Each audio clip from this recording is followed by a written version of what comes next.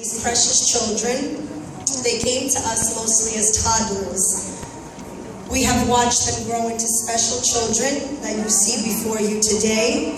They will leave here knowing how to spell and write their names and be able to identify all the letters of the alphabet, shapes, and colors. These children have the ability to play next to and with each other.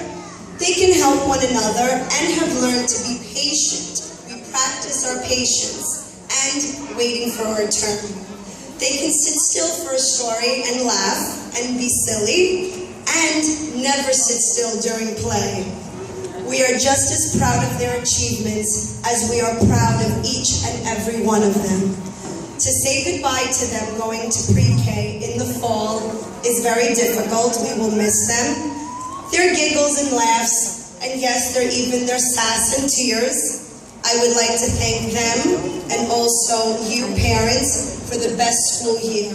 I thank Miss Maria, our wonderful principal, and now we will begin the nursery graduation of 2014.